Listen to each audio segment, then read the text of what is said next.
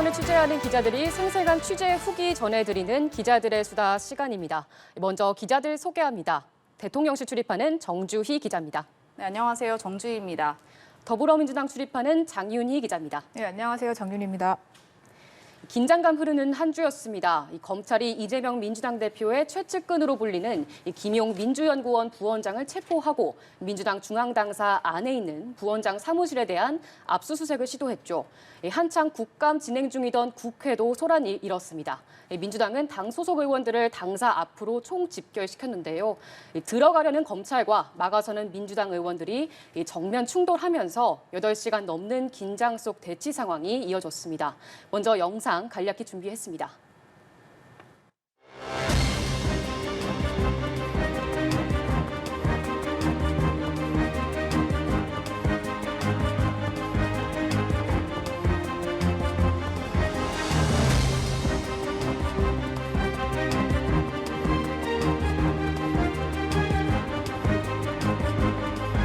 국정감사를 전면 중단하고 모든 민주당 소속 국회의원들이 중앙당사에 집결하도록 지시했습니다. 우리 당은 야당 탄압의 일환으로 벌어지고 있는 작금의 압수수색 쇼에 강력하게 항의하고 결단코 용납할 수 없음을 다시 한번 말씀드립니다.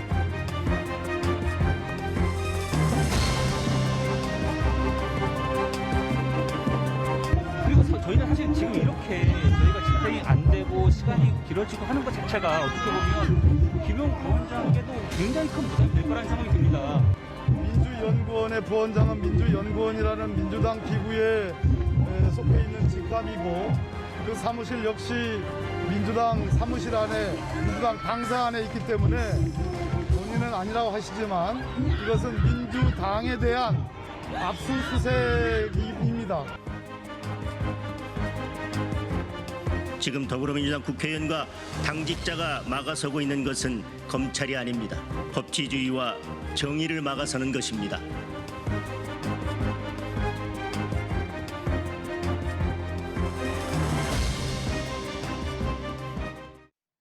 네, 영상 보시고 오셨는데요. 장 기자, 그러니까 여당 국민의힘 입장은 떳떳하다면 왜 압수수색 응하지 않느냐 이거거든요. 네, 그런데 오히려 민주당은 국민의힘이 자신들이 수사 거부를 했다는 프레임을 씌우려고 한다고 좀 반박을 하고 있습니다. 자신들은 수사 거부를 한 적이 없다. 대신에 이러한 압수수색은 망신주기 압수수색이니까 자신들은 이미 제출 방식으로 수사에 협조하겠다고 밝혔는데 검찰은 형사법 집행 원칙을 밝히면서 이미 제출은 좀 어렵다고 좀 받아들이지 않았는데요. 결과적으로는 이 대치 상황이 더 길고 더 격렬하게 이어지게 됐습니다. 네, 이렇게 맞서는 민주당 의원들과 검사들이 현장에서 한창 실랑이를 벌였는데 저희도 이 긴장감 흐른 대치 상황 취재했잖아요. 네네. 현장 분위기 좀 살벌했다고 들었는데요. 이 대치 과정에서 민주당 의원 발언이 문제가 되기도 했어요.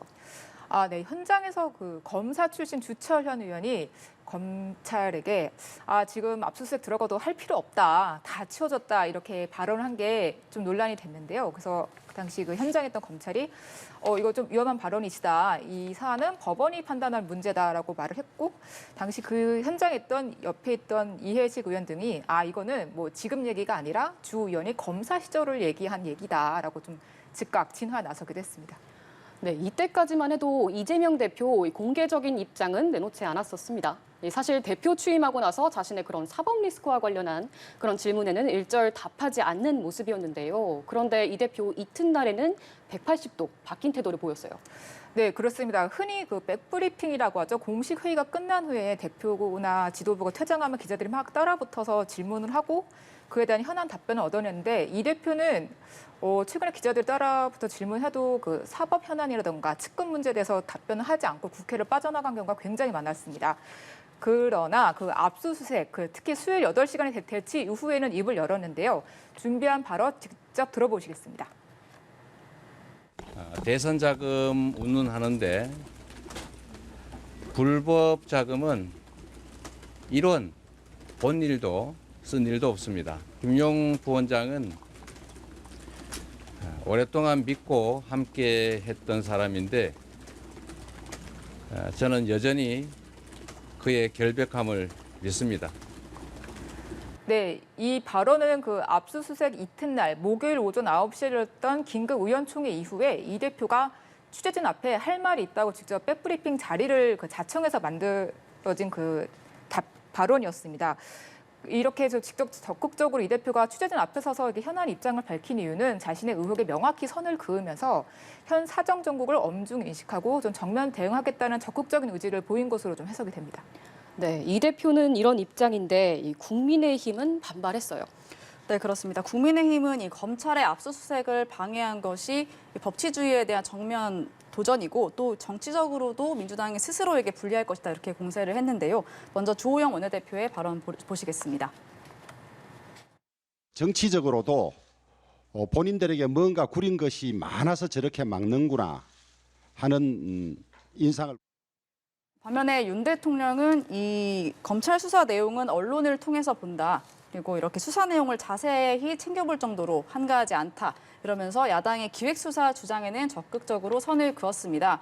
그런데 이 야당이 주장하고 있는 정치 탄압, 야당 탄압 주장에는 조금 해석의 여지가 있는 발언을 남겼는데요.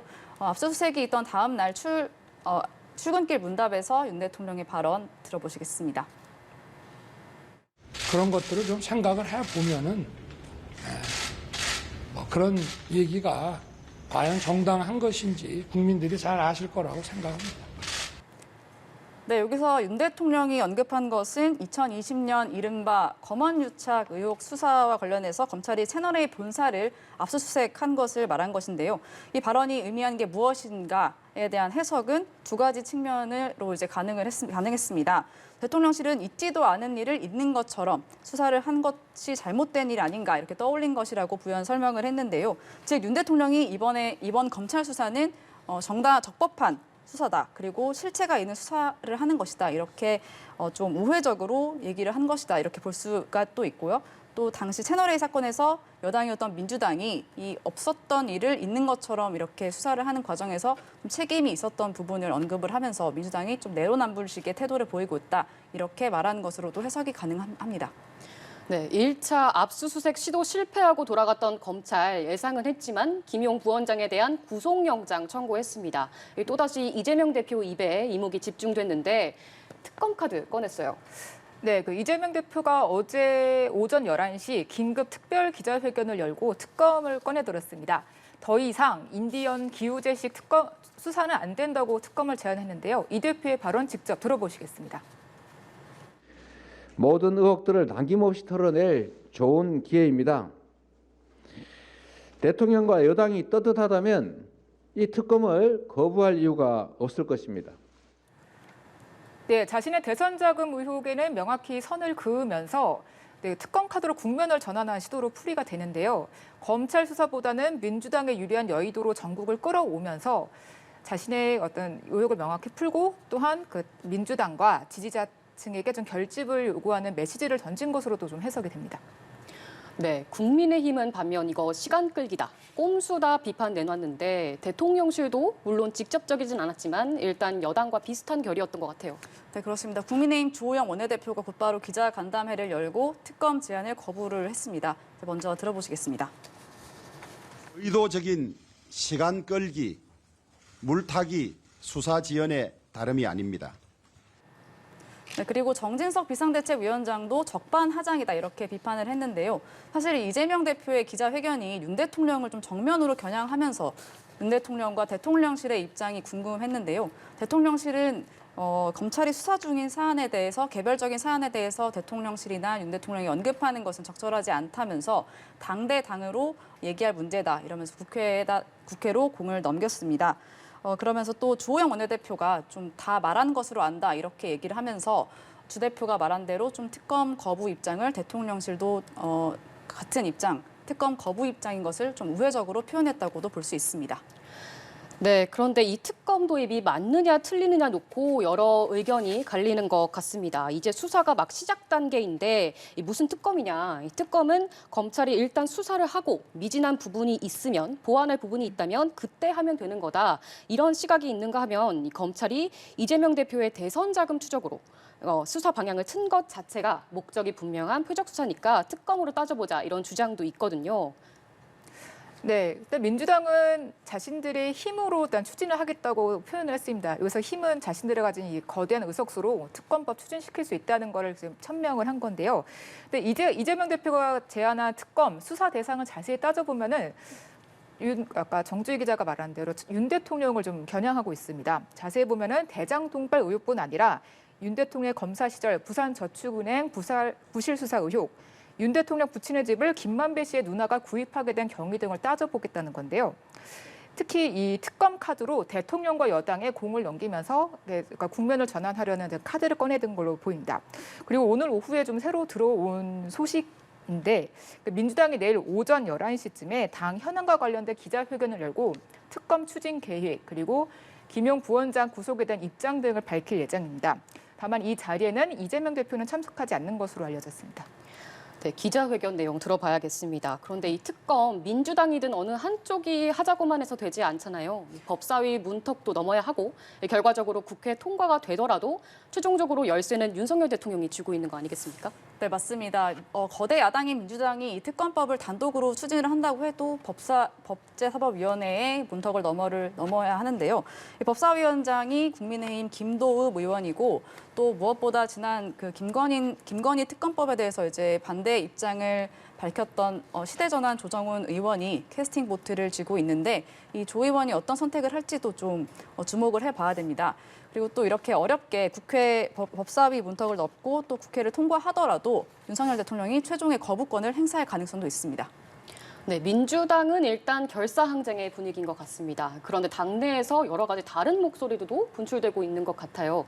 이 민주당 서른 의원이 최근 라디오 인터뷰에서 이런 사태 예견했다. 이래서 이재명 대표에게 당대표로 나오지 말라고 직접 얘기도 했었다. 이렇게 말했거든요. 사법 리스크가 현실화되고 있는 거다. 이런 우려도 표했는데 실제 당내에서 이런 목소리들 조금씩 나오고 있습니까? 네, 좀 나오고 있고요. 제가 방송 들어오기 전까지 의원들에게 계속 전화하면서 물어봤는데 일단은 당이 처한 위기가 너무 긴박하니까 단일 대우를 형성해서 함께 뭉쳐서 결사항전의 의지를 보여야 된다는 것은 뭐 이견이 없는 것 같습니다. 다만 이 현재 사정 정국이 장기화될 경우에 대한 계획에 대해서는 아직 수립이 되지가 않았고요. 그리고 이재명 대표의 사법 리스크가 어느 정도 해소되는 게 아니라 좀 당 전체 위기로 번지는 상황에 대해서는 어떻게 대응할 것인가에 대해서는 각자의 고민, 우려 또는 부담이 좀 존재하는 것 같습니다. 그리고 지금 국민의힘 지도부가 뭐 민주당을 향해서 연한계 안 된다. 그리고 이재명 대표와 분리하지 않으면 당에 침몰할 수 있다. 이렇게 좀 논평이나 지도부 차원에서 발언이 나오고 있는데요. 최근에 그 흥미롭게 본 국민의 논평 중에 하나가 그 양금희 수석 대변인이 박찬욱 감독의 헤어진 결심 영화 제목을 입력해서 민주당 이제 이 대표와 헤어질 결심을 해야 된다. 뭐 이렇게 논평을 하기도 했는데 이에 대해서 민주당 의원들은 이게 국민의힘이 민주당을 좀 결집을 이완시키고 분열을 좀 촉진하려는 좀 전략에 말려들면 안 된다는 좀 경계의 목소리도 좀 많이 나오고 있는 상황입니다. 네, 검찰의 압수수색 언제 다시 들어올지 모르고 당분간 뒤숭숭한 분위기 계속 갈 것 같은데요. 이런 분위기 속에 윤 대통령이 오는 화요일 국회에서 시정연설하기로 되어 있죠. 네, 맞습니다. 다음 주 화요일 국회에서 내년도 예산안에 대해서 윤석열 대통령의 시정연설이 계획이 돼 있는데요. 이 연설을 시작으로 윤석열 정부의 첫 본 예산이죠. 이 639조 원 규모의 내년 예산안에 대한 국회 심사가 시작이 됩니다. 매년 그래왔듯이 국회와 특히 야당의 협조를 당부하는 메시지가 당연히 담길 것으로 보이는데요. 사실 대통령의 이 외부 일정은 경호 사항이기 때문에 행사 시작하기 전까지 장소와 시간이 엠바고 이제 보도 유예가 됩니다. 근데 이제 대통령실에서 이 보도 유예 엠바고 사항을 좀 논의 중이었는데 야당에서 이 시정 연설을 보이콧할 수 있다 이런 얘기가 보도가 되면서 자연스럽게 날짜와 장소가 이제 보도가 된 거예요. 그래서 대통령실에서도 엠바고 논의를 중단을 하고 야당 발로 이제 엠바고 깨져 버렸으니까 우리도 없는 걸로 하자 이렇게 해서 엠바고를 깼습니다. 네, 공개 일정이 된 건데 민주당 벌써부터 벼르는 분위기예요. 네, 그렇습니다. 민주당은 이번 주말 동안 상황을 지켜본 뒤에 윤 대통령 시정연설 전날인 월요일쯤에 윤 대통령의 국회 시정연설에서 뭐 보이콧을 할지 여부 그리고 만약에 항의 합의하는 태도를 보인다면 어느 수준에서 어느 방식으로 할지를 좀 대체적으로 정리할 계획입니다. 그리고 민주당이 벼르는 거는 지금 시정연설만이 아닙니다. 지금 벼를 수 있는 포인트가 굉장히 많은데요. 일단 다음 주 월요일 국감이 끝나고 나면 본격적으로 예산 정국이 시작됩니다. 예산이 통과가 되려면은 이제 의석 표결이 필요한데 거대 야당의 민주당이 협조가 없으면은 정부가 제출하는 내년도 예산안 통과는 사실상 어렵다고 보면 되고요. 그리고 지금 윤 대통령의 대선 공약이었던 여가부 폐지를 포함한 정부 조직 개편안도 지금 국회에 넘어왔지만 사실상 원내 협의가 되게 지지부진한 상태입니다. 국민의힘은 정기 국회 내에 사실상 연내 좀 처리를 목표로 했지만 지금 같은 전국 급냉의 상황에서는 좀 어렵지 않나. 그래서 여권 지도부의 고심도 깊어질 것으로 보입니다. 네, 어떻게든 충돌이 예상되는데 대통령실도 고심이 깊어 보여요. 네, 그렇습니다. 이렇게 거대 야당이 있는 이제 여소야대 상황에서 윤 대통령이 할 수 있는 것은 말씀하신 대로 별로 없습니다. 그러다 보니까 사실 지지율도 박스권에 갇혀 있고 국정 운영에 좀 돌파구를 어떻게 마련해야 될지 좀 고민이 깊어지는 모습이었는데요. 먼저 좀 소통을 좀 홍보하고 이렇게 강화하려는 모습을 좀 보이고 있습니다. 대통령실이 오늘 이 출근길 문답이죠. 도어 스태핑과 관련해서 50초짜리 쇼츠를 공개를 했는데요. 나토 출장 첫 장면은 뭐냐면 나토 출장 이후에 이제 코로나19 재확산 때문에 잠시 이제 도어 스태핑을 중단한 적이 있는데 이 먼 거리에서 기자들이 기다리고 있다가 그래도 이제 질문을 던져야겠다 싶어서 이제 대통령님 이 정도 거리에서는 도어 스태핑 어떠세요? 그랬더니 이제 대통령이 궁금한 거 있으면 물어봐요 이렇게 했던 장면을 첫 장면에 이제 시작을 하는 그런 영상입니다. 이제 그렇게 해서 소통을 좀 강화하려는 소통을 좀 강조하려는 모습을 좀 보이고 있고요. 그리고 또 다음 주에 좀 주목해봐야 될 일정이 하나 있는데 27일에 윤 대통령이 주재하는 비상경제 민생 회의를 85분 동안 전체 통으로 생중계를 한다고 합니다. 민생 경제 행보를 좀 강화하려는 모습인데요. 사실 이 85분은 거의 축구 경기를 풀타임으로 중계하는 격이나 이제 다름이 없는데 사실 이 기자들은 그 정도 분량의 이제 생중계면은 득점도 있겠지만 물론 실점도 굉장히 많을 것이다. 크고 작은 사고가 좀 있을 것이다. 이렇게 생각이 되는데요. 사실 윤 대통령과 대통령실도 당연히 이제 사고 날 것을 좀 생각을 하고 그런 각오를 하고서라도 좀 날 것 그대로 국민들에게 민생과 경제와 관련해서 이 대통령실이 무엇을 이제 하고 있는지 그것을 보여주겠다 그런 생각인 것 같습니다. 사실 어떤 돌발 장면들이 좀 나올지 기자들도 그렇고 대통령실 참모들도 그렇고 좀 긴장을 하고 있는 상황입니다. 네, 85분간 생중계 기대해 보겠습니다. 오늘 서울 도심에서는 보수 진보 단체들의 대규모 집회가 지금 이 시각에도 열리고 있습니다. 집회 주최 측 예상 추산만 10만 명 이상의 인원이 모일 것으로 보이는데요. 곳곳 물리적 충돌도 우려되는 상황입니다. 이 새 정부 출범 이제 6개월입니다. 분열되고 양분된 사회에 어떻게 보듬고 치유해 나갈지 고민하는 정치권 모습 기대해 봅니다. 기자들의 수다 오늘은 여기까지입니다. 다음 주 더 생생한 정치권 소식으로 찾아뵙겠습니다. 감사합니다.